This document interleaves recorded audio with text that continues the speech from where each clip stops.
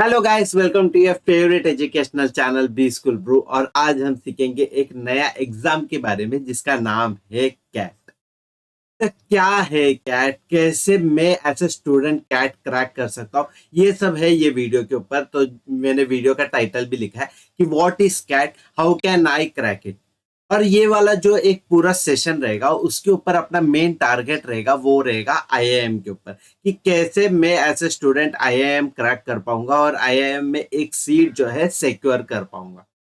तो उसके ऊपर रहेगा। अभी इसके अपने सारे जो वीडियोस रहेंगे वो उस पे ही फोकस करेंगे मोस्टली। और इसके पहले जो था अपना था, जो मेन टारगेट था वो था जेबीआईएमएस, जो अपने को सीईटी के थ्रू मिल रहा था। और कैट के थ्रू भी आप लोगों को जेबीआईएमएस जैसे कॉलेज मिल सकता है, लेकिन कैट जनरली जो स्टूडेंट्स देते हैं उनको आईआईएम का टैग लगने के लिए देते हैं।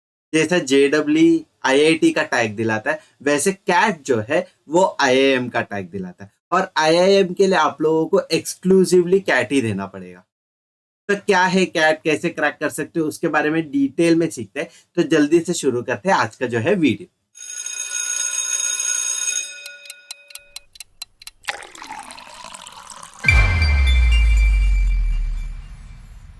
तो पहले सबसे इंपॉर्टेंट चीज जो है कैट के बारे में जानने के लिए वो है फुल फॉर्म, कि कैट क्या स्टैंड करता है। तो कैट का जो फुल फॉर्म है वो है कॉमन एडमिशन टेस्ट।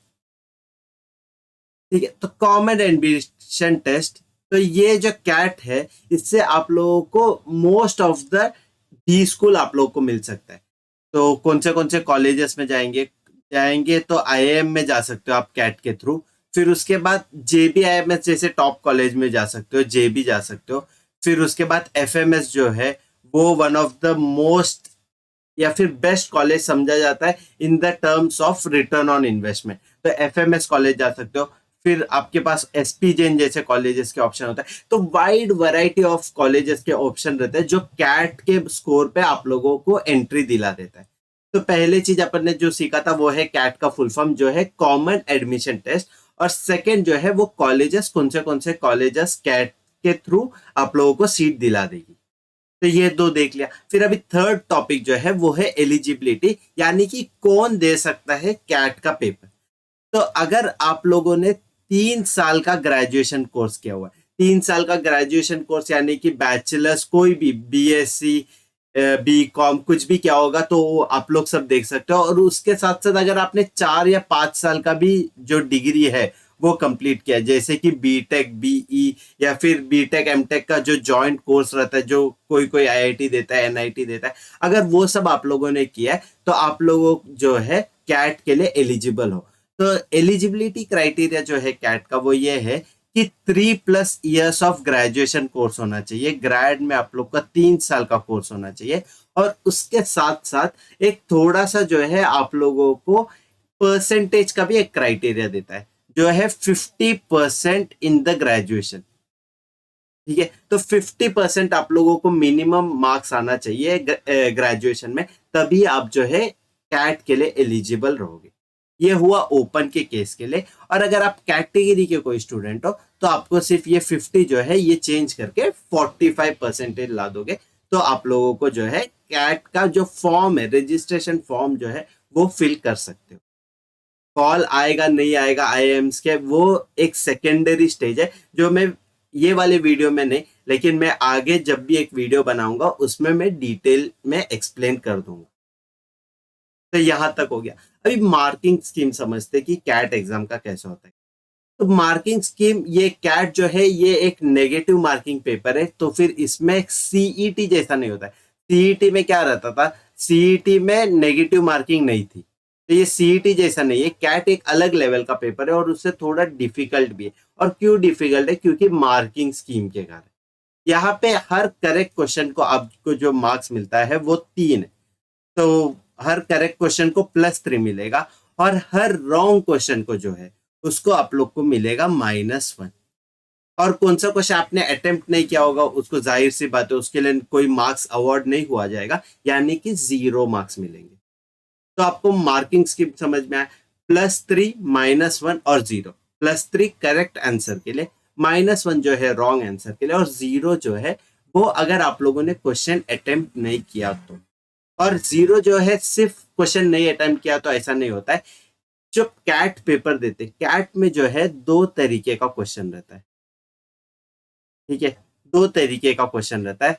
पहला रहता है एमसीक्यू, जो मेजोरिटी ऑफ द क्वेश्चन रहता है कि लाइक अगर 100 मार्क का 100 क्वेश्चन रहता था तो 60 क्वेश्चन जो है वो करीबन यही रहेंगे, एमसीक्यू रहेंगे, 60 से 80%, ठीक है। ये एमसीक्यू लेवल के क्वेश्चन रहेंगे, 60 to 80% लिख रहा हूं मैं, एमसीक्यू रहेंगे। और एमसीक्यू के अलावा जो क्वेश्चन है उसको बोलते हैं टीटा क्वेश्चन।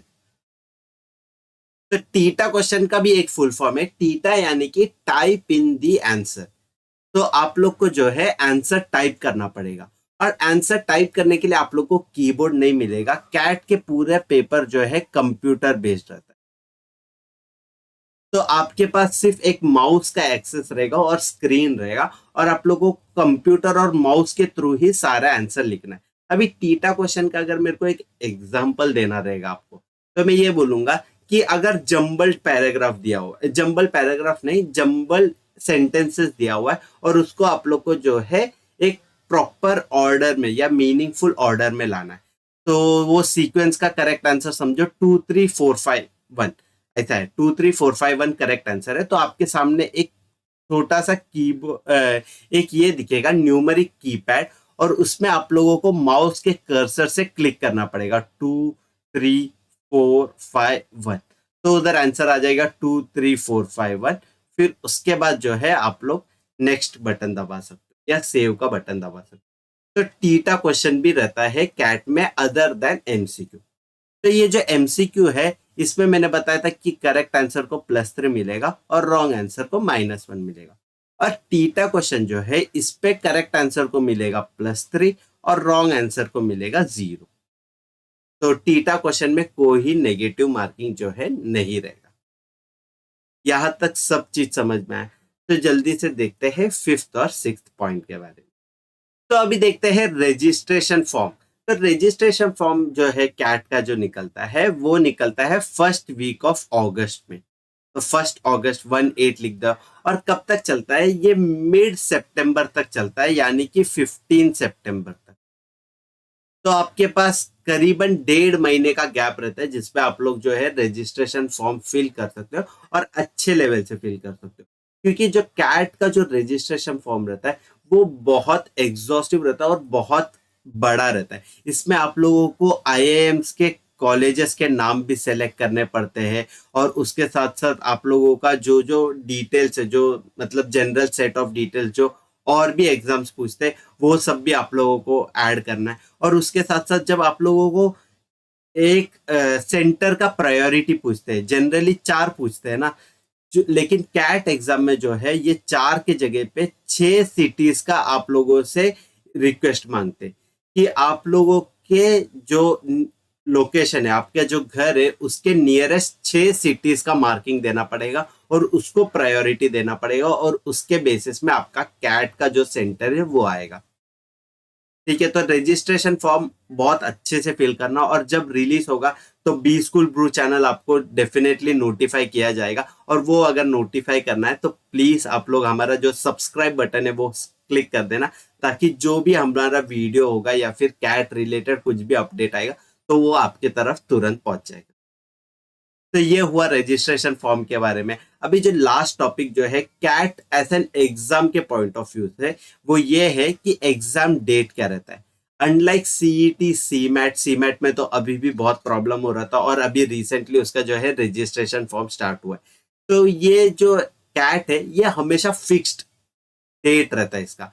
तो इसका फिक्स डेट ऐसा रहता है कि नवंबर जो मंथ है उसके लास्ट संडे को, तो last Sunday of November month को जो है कैट एग्जाम कंडक्ट हो जाएगा। तो इसका डेट जो है फिक्स आने का जरूरत नहीं है, क्योंकि हर साल जो है नवंबर का आखिरी संडे जो है वो कैट के लिए जो है वो बुक रहता ही है। तो ये हुआ अपना जनरल कैट पेपर के बारे में कि कैसा होता है पेपर, वो पेपर से कौन से कॉलेज मिल सकता है, और वो पेपर कौन कौन लिख सकते हैं, कौन कौन वो कॉलेज के लिए अप्लाई कर सकते हैं, ये सब डिटेल। अभी अपन फोकस करेंगे नेक्स्ट मेजर टॉपिक जो है सिलेबस। क्योंकि कैट जो है वो सीईटी, सीमैट, जैट से कुछ सिमिलर नहीं है, वो अलग लेवल का क्वेश्चन है, अलग लेवल का पेपर है, और उसका जो डिफिकल्टी लेवल है वो लोग तो ऐसे बोलते हैं कि मॉडरेट टू डिफिकल्ट होता है, लेकिन मैं जनरली प्रेफर करूंगा कि इसको हाईली डिफिकल्ट ही कैटेगराइज करने के लिए। क्योंकि जो कैट के जो क्वेश्चन रहते हैं वो अगर आप लोग सीईटी किया या सीमैट किया हुआ है तो डेफिनेटली जो है आप लोग नहीं अटेम्प्ट कर पाओगे मोस्ट ऑफ द क्वेश्चन, क्योंकि उसका लेवल जो है वो बहुत डिफिकल्ट है, और उसके कारण जो टाइम लिमिट है वो काफी ज्यादा मिलता है पर क्वेश्चन के लिए। मैं अभी क्लियर कट अगर मैं आप लोगों को सीईटी और कैट को अगर कंपेयर करना चाहूंगा तो अभी आपको पता है कि कैट में जो है टाइम जो लगता है पूरा पेपर के लिए वो है 2 आवर्स, और सीईटी को जो लग रहा था वो 2 आवर्स से ज्यादा था, लेकिन उसमें क्वेश्चन जो थे, क्वेश्चन बहुत ज्यादा थे, क्वेश्चन थे 200 और टाइम था आप लोगों के पास 150। ये सीईटी का केस है। लेकिन कैट का केस कैसा है, कैट में टाइम मिलेगा आपको 120 और क्वेश्चन मिलेगा सिर्फ और सिर्फ 66। तो देख रहे हो 200 से कितना कट शॉर्ट किया है, मतलब उसका 50% भी नहीं है। तो इतना कम हो गया, रादर 50% नहीं 33% है करेक्ट आंसर। कि 200 का जो है उसका 33% ही क्वेश्चन है, और अब टाइम जो है वो ऑलमोस्ट सिमिलर ही लगा है, सिर्फ 30 मिनट जो है वो कट शॉर्ट किया। ठीक है, तो अभी सिलेबस में जो है अपन ने पहले टाइम देखा था, लाइक ये सिलेबस नहीं, ये रादर एक पेपर पैटर्न। ये टाइम है वो देख लिया, 2 आवर्स मिलेगा अपने को, और क्वेश्चंस रहेंगे, नंबर ऑफ क्वेश्चंस रहेंगे 66, और ये 66 क्वेश्चन जो है 3 सेक्शंस में डिवाइड किए रहेंगे। तो जो सेक्शंस है वो 3 रहेंगे, वो क्या क्या है आगे के स्लाइड में मैं आप लोग को डिटेल में बताऊंगा।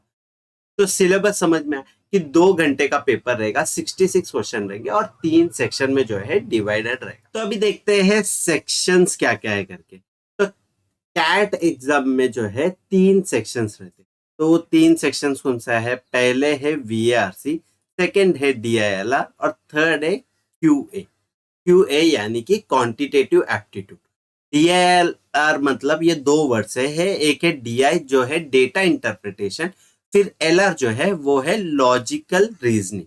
तो डीआईएलआर का मतलब समझ में आया कि data interpretation and logical reasoning. फिर वीएआरसी है, वीएआरसी यानी कि verbal ability and reading comprehension. तो वीएआरसी का मतलब है verbal ability and reading comprehension. तो ये 3 सेक्शन होते हैं कैट पेपर में। तो ये कैट पेपर के जो है 3 सेक्शन हो गए। तो अभी जो है ये कैट एग्जाम में जो है आप लोगों को वीएआरसी, डीएलआर और क्वांटिटेटिव एप्टीट्यूड, ये आप लोग को यही फॉर्मेट में जो है आगे लेके जाना पड़ेगा। आप लोगों को सीईटी जैसे आप लोगों को सेक्शन जो है वो स्विच नहीं कर पाओगे पेपर में। तो आप लोगों को पहले वीआरसी देना पड़ेगा, जिसमें टोटल रहता है 24 क्वेश्चन। तो ये 24 क्वेश्चन को आपको जो टाइम अलॉटेड रहता है 40 मिनट्स, और आप लोग पहले जो 40 मिनट्स जो है आप लोग कुछ और नहीं देख सकते हो, यानी कि डीआईएलआर और क्वांटिटेटिव एप्टीट्यूड जो है वो आप लोग नहीं देख सकते हो, उसके क्वेश्चंस जो है आप लोग नहीं फोकस कर पाओगे, और सिर्फ आपको वीएआरसी ही देखना पड़ेगा। फिर उसके बाद जो 40 मिनट्स मिलेगा आप लोग को, उस पर आपको डीआईएलआर ही सॉल्व करना पड़ेगा। तो पहले के 40 मिनट जो है वीआरसी में जाएंगे, नेक्स्ट 40 मिनट जो है डीआईएलआर में जाएंगे, और डीआईएलआर में नंबर ऑफ क्वेश्चंस जो रहते हैं वो रहते हैं 20। अब ये 20 क्वेश्चंस जो है ये भी एक फॉर्मेट में आता है, क्योंकि डीआईएलआर जो सेक्शन है उसमें आप लोगों को सेट्स मिलते हैं, इस पे आपको क्वेश्चंस नहीं मिलते, सेट मिलते हैं।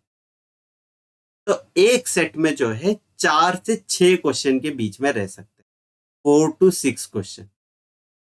तो अभी तक का जो ट्रेंड था डीएलआर का वो ऐसा था कि 4 6 4 6 ऐसे क्वेश्चंस निकालते, कि चार क्वेश्चन रहेंगे एक सेट में, फिर 6 क्वेश्चन के सेट रहेंगे, फिर 4 क्वेश्चन के, फिर 6 क्वेश्चन के, ऐसे रहते थे। तो बच्चों को जो मेन स्ट्रेटर्जी रहता था वो ये रहता था कि 2 इजी वाले सेट करते, क्योंकि 4 क्वेश्चन है मतलब वो सेट कंपैरेटिवली इजी हो गया, 6 क्वेश्चन के सेट से, बरोबर ना। ये जनरल टेंडेंसी होता है कि 4 क्वेश्चन का जो भी सेट रहेगा वो 6 क्वेश्चन के सेट से सिंपल रहेगा। लेकिन पिछले ही साल जो है ये चेंज करके कैट ने क्या लाया कि हर क्वेश्चन को जो है 5-5 क्वेश्चन देंगे करके।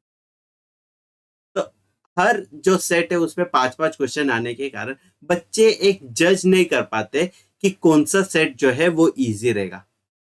तो उसके कारण एक प्रॉब्लम जो है वो और अराइज हो गया जो डीएलआर सेट के कारण आया है करके, डीएलआर सेक्शन के कारण। और डीएलआर में भी जो है डीआई को मिलेगा 2 सेट यानी कि 10 क्वेश्चन, 2 सेट या 10 क्वेश्चन मिलेंगे। और एलआर को भी जो है वो मिलेगा 10 क्वेश्चन। तो डीआई को 10 क्वेश्चन मिलेंगे, एलआर को भी जो है 10 क्वेश्चन मिलेंगे। ऐसा डीएलआर जो है वो बाइफरकेटेड। और लास्ट एंड जो मेजर टॉपिक है वो है क्यूए यानी कि क्वांटिटेटिव एप्टीट्यूड। अभी क्वांटिटेटिव एप्टीट्यूड में नंबर ऑफ क्वेश्चन जो रहते हैं वो रहते हैं 22 और इसमें भी जो है 40 मिनट्स मिलते हैं। लेकिन ये आप लोगों को एग्जाम के एकदम एंड मोमेंट में ही मिलेगा, एंड के 40 मिनट्स में ही आपको जो है ये इसका एक्सेस मिलेगा। तो ये हुआ basic sections of CAT paper.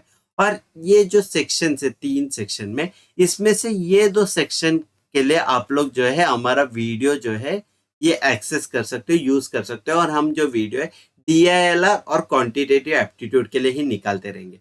तो आप लोग को जो है मैं मेक श्योर करूंगा कि most of the difficult set ही आप लोग को दिलाओ, ताकि आप लोग का जो है माइंड ओपन हो जाए और आप लोगों को वो फेस में जो है आप लोग टैकल कर पाओगे और वो स्ट्रैटेजी आप लोग गेन कर पाए टिल नवंबर। ठीक है, तो आज जो है आज अप्रैल है और आपको नवंबर में ये वाले क्वेश्चंस कैसे टैकल करने हैं, डीआईएलआर के क्वेश्चन कैसे टैकल करने के, क्वांटिटेटिव एप्टीट्यूड के क्वेश्चन कैसे टैकल करने हैं, ये मैं सिखा दूंगा। तो ये रहा general knowledge about the sections of CAT paper. अभी जल्दी से फोकस करते हैं वो मेजर पॉइंट के बारे में जो है how can I crack it. ठीक है, तो वो देखते हैं जल्दी से क्या है। तो ये सबके मन में क्वेश्चन रहता है कि how can I crack it, कि मैं ये एग्जाम को कैसे क्रैक करूं, क्योंकि कैट जो है वो बहुत डिफिकल्ट पेपर हुआ करता है। तो बच्चे लोग बहुत ये रहते हैं, डीमोटिवेटेड रहते हैं कि कैसे मैं सॉल्व करूं। और जब भी कैट के पहले रहते हैं, एक मॉक टेस्ट का एक फेज आता है, एक सीजन ही आ जाता है मॉक टेस्ट का। और मॉक टेस्ट में जो है आप लोगों को बहुत कम मार्क्स मिलते हैं इनिशियल स्टेज में। तो मैं सारे स्टूडेंट को बोलूंगा जो भी कैट एस्पिरेंट है या एमबीए एस्पिरेंट है कि ये एक मंत्रा जो है आप लोगों के दिमाग में रट लो और आप लोग के हर बुक में लिख दो। और जब भी आप पढ़ाई करने बैठते हो तो ये लिख दो कि जो है हैशटैग डोंट गिव अप। क्योंकि जो कैट है ये ऐसा पेपर है जो आप लोगों का जिंदगी बदल सकता है। यहाँ पे जो है आप लोगों को लाइफ एक तो एकदम ऊंचाई पे पहुंचा देगा या फिर एकदम नीचे गिरा देगा। तो इसीलिए मेक श्योर करना है कि अगर गिव अप या गिविंग अप का आप लोगों का एक हैबिट है, आप लोग जो चीज पहले एक्सेप्ट किए हो वो एंड तक फॉलो नहीं कर पाते हो, तो आप लोगों के लिए कैट नहीं है। तो कैट अगर एग्जाम लेने का है उसके पहले एक खुद से ही एक चैलेंज करना पड़ेगा, खुद से ही एक फाइट करना पड़ेगा। और डोंट गिव अप मंत्रा जो है वो आप लोगों को हमेशा इंप्लीमेंट करते रहना पड़ेगा। तो ये डोंट गिव अप एटीट्यूड के साथ ही आप लोग हमेशा कैट का प्रिपरेशन करना। और कैट का प्रिपरेशन जो है 4 स्टेजेस में होते। ठीक है, तो ये 4 स्टेजेस मैंने इधर फेजेस के वाइज में लिखा हुआ है। तो फर्स्ट फेज जो है, फर्स्ट फेज में आप लोगों को बेसिक कंसेप्ट के बारे में जो है नॉलेज लेना पड़ेगा। और बेसिक कंसेप्ट यानी कि जो है आपको बेसिक कंसेप्ट क्यूए में बहुत ज्यादा यूजफुल होएगा और उसके बाद जो है डीआईएलआर में। क्योंकि वीआरसी में जो है जनरली आप लोग इंग्लिश में कन्वर्स करते होंगे एक दूसरे से, तो आप लोग को जो है वीआरसी में ज्यादा बेसिक्स का नॉलेज नहीं आना चाहिए, क्योंकि वो आप लोग को पता ही रहता है और वो चीज आपने कभी एज ए स्टूडेंट भी कभी बाय हार्ट नहीं किया रहता है। लेकिन क्वांटिटेटिव एप्टीट्यूड और डीआईएलआर जो रहता है ये बच्चे लोग मगअप करते हैं और बाय हार्ट किए रहते हैं। तो उसके लिए मैं बोलूंगा कि आप लोगों को जो है क्वांटिटेटिव एप्टीट्यूड और डीएलआर का जो कंसेप्ट है ये आप लोगों को बेसिक्स थोड़ा जानना पड़ेगा। और इसका मैं एक प्रॉपर रोड मैप बनाऊंगा, मैं इधर लिख देता हूँ कि एक प्रॉपर रोड मैप का भी एक वीडियो बनाऊंगा कि कैसे मैं 8 मंथ्स में जो है आप लोग कैट पूरा क्रैक कर पाओगे। ठीक है, 8 मंथ्स में इसीलिए बोल रहा हूँ कि आज जो है, आज April 1 है। ठीक है, April 1 यानी कि फूल्स डे, और आप लोग के पास करेक्ट 8 मंथ है नवंबर के लिए, और नवंबर में आप लोगों का एंड पेपर आ जाएगा जो रहेगा कैट। तो कैसे टैकल करना है वो देख लेंगे वो वीडियो में। और अभी जो है फर्स्ट फेज जो है वो मैंने आपको अच्छी तरीके से बताया, जो है बेसिक्स को क्लियर करने के लिए। ठीक है, बेसिक्स को क्लियर करने के लिए मैं जनरली जो टाइम फ्रेम देता हूँ वो रहता है जून तक, कि जून तक जो है आप लोग कितना हो सकते हैं उतना आप लोग का बेसिक्स पे वर्क करना, क्वांटिटेटिव एप्टीट्यूड डीआईएलआर का या फिर वीएआरसी का भी करना है तो तब तक कर लेना, और आप लोग का बेसिक्स जो फंडा है वो एकदम स्ट्रॉन्ग कर लेना। और ये कैसे स्ट्रॉन्ग कर लोगे, ये करोगे फेज 2 के बदौलत से। तो फेज 2 क्या है, फेज 2 में आप लोग को जो है बुक्स रेफर करने में मैं बोलूंगा। तो बुक्स मतलब क्या, books which can be used for crack CAT exam.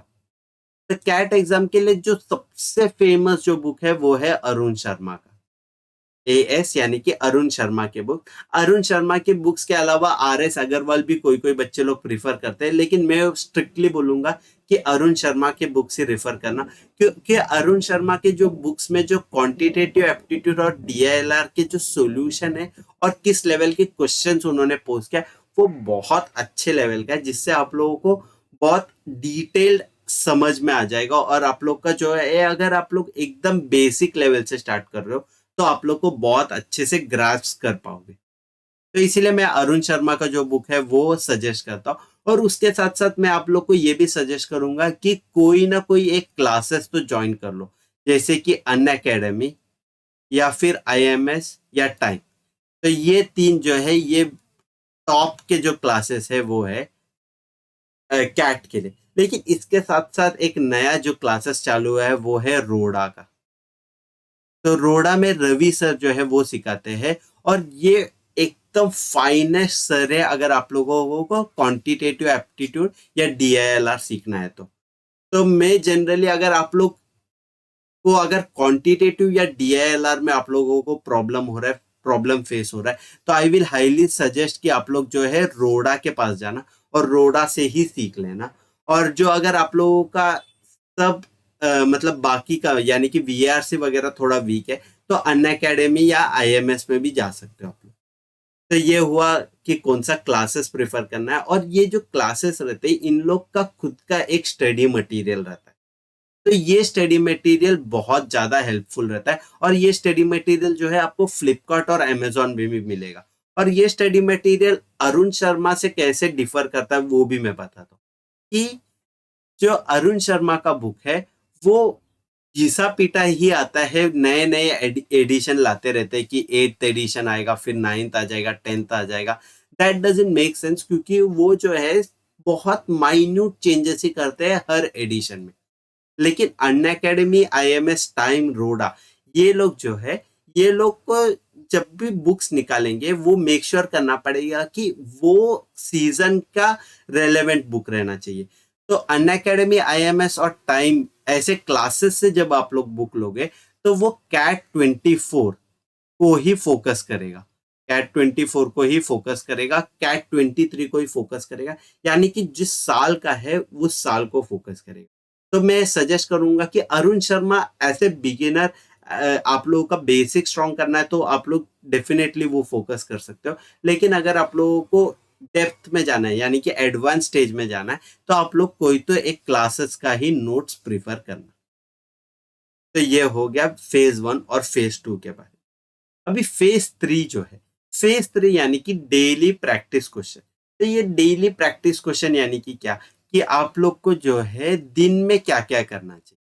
तो दिन में कैसे करना चाहिए, एक डीआई का क्वेश्चन रोज करना चाहिए, एक एलआर का क्वेश्चन रोज करना चाहिए, एक आरसी का जो रीडिंग कॉम्प्रिहेंशन का एक पैराग्राफ है वो रोज करना चाहिए।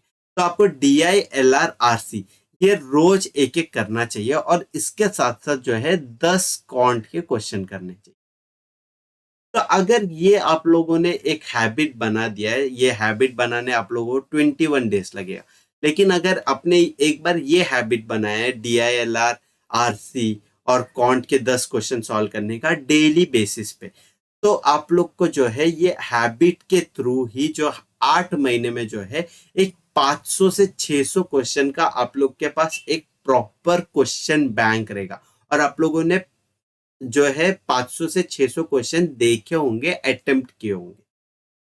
ठीक है, जब भी मैं DIA का एक सेट करो, LR का एक सेट करो बोल रहा हूँ, तो मेक श्योर करना कि आप लोग का जो सेट ले रहे हो वो काफी डाइवर्स रहेगा। ऐसा नहीं होना चाहिए कि LR को क्वेश्चन कर रहा हूँ तो पहले दिन में कर रहा हूँ कि जो है लीनियर अरेंजमेंट, दूसरा दिन भी लीनियर अरेंजमेंट कर रहा हूँ, तीसरा दिन भी लीनियर अरेंजमेंट कर रहा हूँ। तो वैसे करने से जो है आप लोग को एक पर्टिकुलर सेक्शन का ही डीप नॉलेज मिलेगा, लेकिन डाइवर्स नॉलेज जो है वो नहीं मिलेगा। तो वैसे मत करना, डाइवर्स नॉलेज गेन करने की कोशिश करना, जिसपे आप लोग लीनियर अरेंजमेंट करोगे, उसके बाद सर्कुलर अरेंजमेंट, मैट्रिक्स अरेंजमेंट और ऐसे इन डेप्थ नॉलेज जो है आप लोग गेन कर पाओगे। तो वो मेक श्योर करना। और वैसे ही कॉन्ट के वक्त भी, कॉन्ट में एक ही चैप्टर में मत जाना, एल्जेब्रा करना, एरिथमेटिक करना। एरिथमेटिक में जो है एक दिन टाइम स्पीड डिस्टेंस करो, एक दिन टाइम वर्क करना, और एक दिन जो है मिक्सचर, एलिगेशन, परसेंटेजेस, ऐसे अलग अलग जो चैप्टर है उसमें के 10-10 क्वेश्चन लेने की कोशिश कर। तो ये हुआ डेली प्रैक्टिस क्वेश्चंस के बारे में। और लास्ट जो स्टेज है वो है मॉक्स के बारे में। तो मॉक्स और लास्ट ईयर्स पेपर, ये बहुत बहुत बहुत इंपॉर्टेंट होता है अगर आप लोगों को कैट है जो है क्रैक करना है। तो मॉक्स क्यों इंपॉर्टेंट है? मॉक्स आप लोग को एक स्ट्रैटेजी देता है कि कैसे क्वेश्चन टैकल करते रहना है, कि VARC में आप लोगों को पहले पैसेज पढ़ना है, कि पहले आप लोग को वन लाइनर क्वेश्चन या पैरा जंपल के जो क्वेश्चन है वो टैकल करना है। तो ये यहाँ पे आप लोग को एक आइडिया मिल जाता है उसके ऊपर। और DILR में आप लोग को मोस्ट ऑफ द क्वेश्चंस देख लेने के लिए, most of the different varieties of question क्या क्या आएंगे वो समझने के लिए आप लोगों को मॉक्स देना पड़ता है। एक जनरल एक जनरल नंबर ऑफ मॉक्स जो है एक आइडियल स्टूडेंट देगा वो रहेगा 30। कि 30 मार्क्स तो अगर आप लोग सीरियसली कैट दे रहे हो तो आपको देना ही चाहिए, ताकि आप लोग को जो है एक होल्ड आएगा सब्जेक्ट में और आपको क्रैक करने का एक कॉन्फिडेंस मिलेगा कैट पे। तो 30 मार्क्स तो आई रेकमेंड कि जो भी वीडियो देख रहा है वो तो देना ही चाहिए 30 मार्क्स। और मार्क्स कब स्टार्ट करना है मैं वो भी बताता हूँ, कि मार्क्स जो है अगस्त से स्टार्ट करो, कि अगस्त भी नहीं, मिड अगस्त से स्टार्ट करना, कि 15 अगस्त के बाद आप जो है मॉक्स पे फोकस कर सकते हो। और इनिशियली जो है 2 या 3 दिन में एक मॉक देना। तो पहले दिन आप एक मॉक दोगे, फिर उसके बाद एनालिसिस दूसरे दिन करना, फिर उसके बाद नेक्स्ट डे फिर से आप एक मॉक देना, अल्टरनेट डेज में मॉक्स देते रहो। तो उसके बाद उसके कारण क्या हो जाएगा कि आप लोगों ने एक चीज देखा, वो सीख लिया, फिर वो इम्प्लीमेंट कर पाओगे नेक्स्ट मॉक्स के लिए। तो वो मेक श्योर करना कि आप लोग वैसे ही टैकल किए। और उसके साथ साथ मॉक्स के साथ साथ जो बहुत इंपॉर्टेंट वो होता है वो ये है कि लास्ट ईयर्स का पेपर सॉल्व करना। तो बी स्कूल ब्रू जो चैनल है हमारा, उसमें भी मैं मेक श्योर करूंगा कि लास्ट ईयर का पेपर जो है मैं सॉल्व करूंगा, उसके सारे सेट्स क्वेश्चन में निकालूंगा और उसको स्टेप बाय स्टेप सॉल्व करके दिखा दूंगा, उसका वीडियो सॉल्यूशन बनाऊंगा, ताकि आप लोग को जो है अच्छे से समझ में आए चैप्टर के बारे में, वो चैप्टर के बारे में और वो क्वेश्चंस के बारे में, कि वो क्वेश्चन को कैसे टैकल करना है करके। क्योंकि इन फ्यूचर जो है अगर आप लोगों ने फिर से वो ही सिमिलर क्वेश्चन देख लिया, तो आप लोग को जो है 100% श्योरिटी रहना चाहिए कि वो क्वेश्चन आप लोग जो है टैकल कर पाओगे। तो यही तक है अपना वीडियो, कि क्या होता है कैट पेपर और उसको कैसे क्रैक करने का है, उसके बेसिक अंडरस्टैंडिंग के ऊपर। और आई वुड हाईली रिकमेंड कि जो भी अगर आप लोगों ने एंड तक वीडियो देखा है तो प्लीज लाइक शेयर सब्सक्राइब करना हमारे चैनल को, ताकि आप लोगों को जो है कैट का जो लेक्चर्स वाले वीडियो भी जो है आप लोग तक पहुंच पाए, और आप लोगों को जो है एक अच्छे सेट्स ऑफ क्वेश्चन आपको टैकल करने मिल पाए। तो जल्दी से मिलते हैं अगले वाले वीडियो में। Till than happy studying, happy brewing. चलो बाय।